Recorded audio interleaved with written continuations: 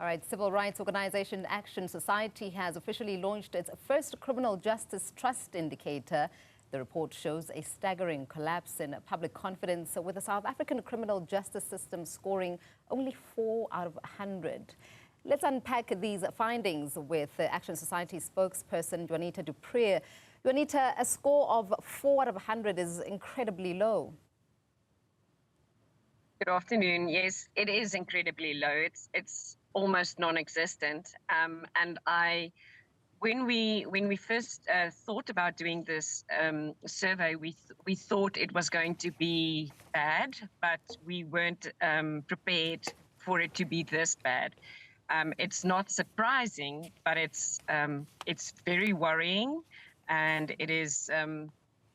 It's just it should be such a wake-up call for the whole criminal justice system.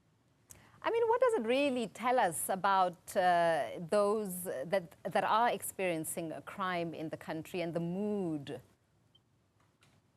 Well, it does tell us that that people do not believe there will be any justice for crime, and if they lose the trust in the criminal justice system, it means that they also believe that there is no handle on crime, and the follow-on effect is that people will not be reporting crimes anymore because they feel it's not going to come to any conclusion. And what we do see in the cases where we are involved with, which focus mostly on GBV, is that it takes. We checked yesterday, some cases are going up to 4.5 years in the court system, with postponements, with delays, with criminal legal loopholes. And then that's when it gets to court. It takes quite some time for it to get to court, if a case gets that far, and then it's not always a positive outcome for the victim. And what it also, the message it sends is that the rights of criminals are far higher than the rights of victims, and you can basically get away with murder in South Africa. And tell us about the impetus then for conducting the study. You mentioned that GBV was a big factor, but what about then the revelations by General Nhlanhla Mkhwanazi? Were those also part of the reason why you decided to conduct the study? We actually started the survey before all of this came out from Mkhwanazi, but I think it influenced people. It's not surprising the things that's coming out at the commission. I think normal South Africans already knew there was a lot of corruption. The criminal justice system is not working. It's now just the evidence that's coming out. Yeah. And can you tell us then about also the methodology? Explain how you arrived at the specific number of 4 out of 100. Okay, so we did the survey on our website. So anybody who visits our website, it's still on there.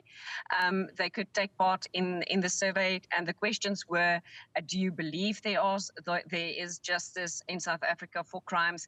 Have you had justice? How long did it take? So people could answer, and there were open-ended places for them to give more information on that.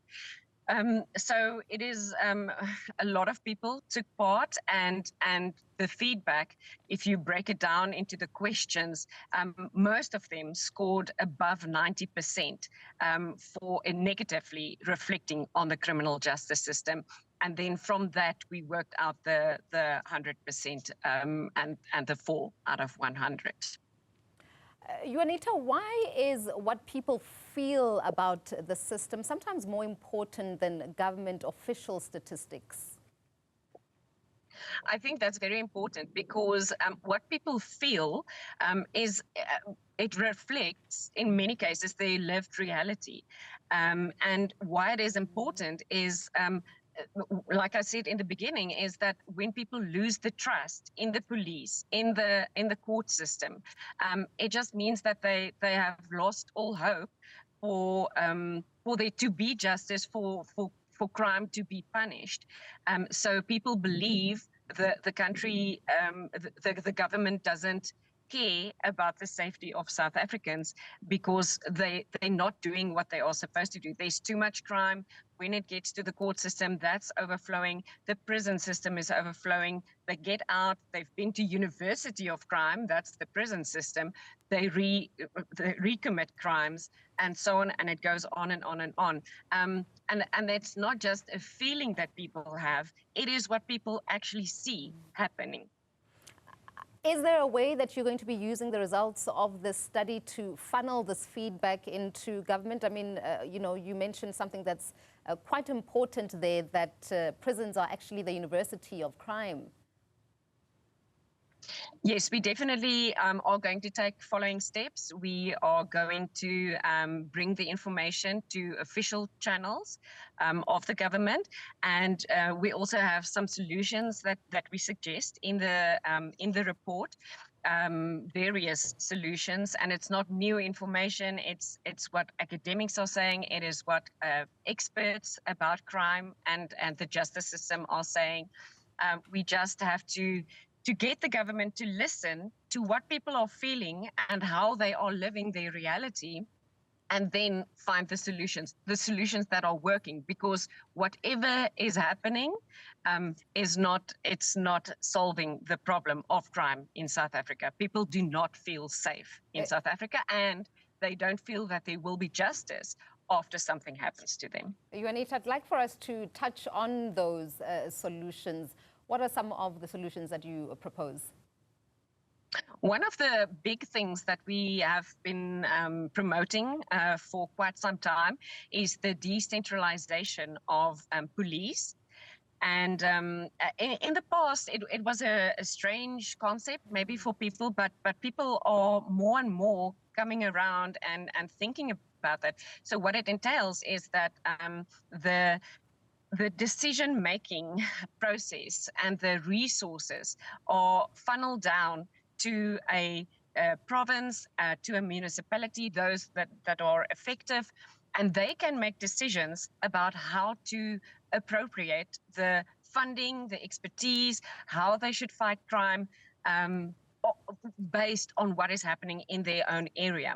Because at the moment we have a centralized system, and we've seen, coming back to Makwenazi's allegations, how big that funnel is. So how many people can get their hands into the pie and be corrupt and do what isn't right. So that was the first step. But now looking at the whole system, we realize more and more that we probably will have to follow a decentralized system in the court system as well.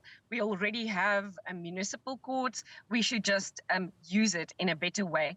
And then also for the decentralization in police, something that we feel strongly about is public-private partnerships.